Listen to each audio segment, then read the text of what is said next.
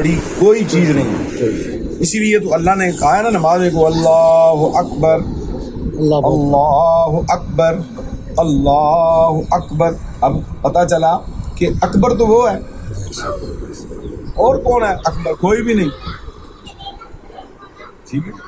اور پھر کہتا ہے سبحان اللہ سبحان اللہ سبحان اللہ. وہ پاک ہے، پاکی کو پسند کرتا ہے. طہارت کے مسائل سکھائے ہمیں، وضو کے مسائل بتائے ہمیں، پاک رہنے کا طریقہ بتایا ہمیں پاک کرنے کے لیے، تزکیہ نفس کرنے کے لیے اس نے نبی اور رسول بھیجے.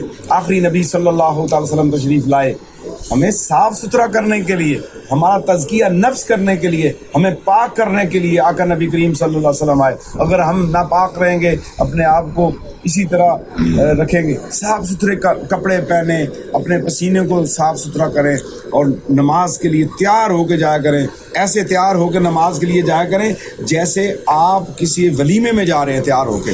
اپنے دانتوں کو صاف کریں، مسواک کیا کریں، نہایا کریں، صاف ستھرے کپڑے پہنا کریں. پھر انشاءاللہ آپ دیکھیں گے بہت مزیدار زندگی ہو جائے گی، لذت آ جائے گی آپ کی زندگی میں، لذتیں شامل ہو جائیں گی. جب اللہ کے ذکر سے دور ہوں گے، دنیا میں مصیبت تکلیف بیماری میں پھنسے رہیں گے، اور قیامت والے دن اندھا اٹھایا جائے گا. اندھا جو دنیا میں ذکر الہی سے انحراف کرتا ہے، قیامت والے دن اس کو اندھا اٹھایا جائے گا.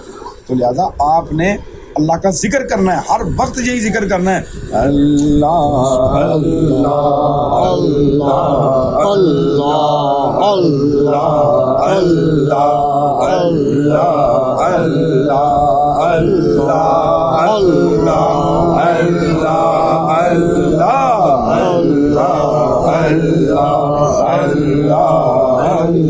اللہ اللہ